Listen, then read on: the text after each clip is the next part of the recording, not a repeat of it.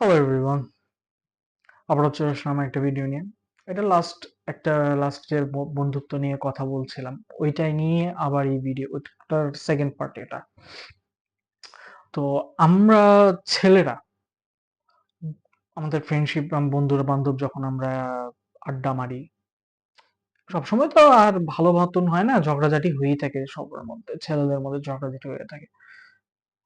তো আমাদের ছেলেদের ফ্রেন্ডশিপের মধ্যে ঝগড়াঝাটি হলে তখন হচ্ছে এক মনে করেন অনেক কিছু মুখ দিয়ে কথাবার্তা বের হয়ে যায়, কিন্তু বড় জোর এই ঝগড়াটা বড় জোর একদিন থাকে, পরদিন দুজনেই কিন্তু রাগ, রাস্তা দিয়ে যাচ্ছি, কথা বলবো না, সামনাসামনি দেখা হয়েছে, বাস কিছু কোনো কথাবার্তা নাই,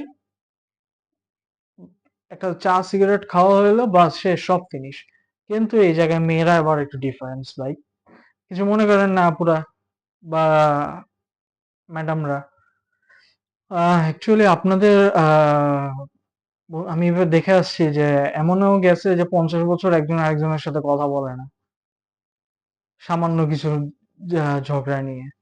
তো মেয়েদের বন্ধুত্ব দেখবেন, মেয়েদের ফ্রেন্ড সার্কেল সংখ্যাটা খুব কম, ছেলেদের অনেক বেশি।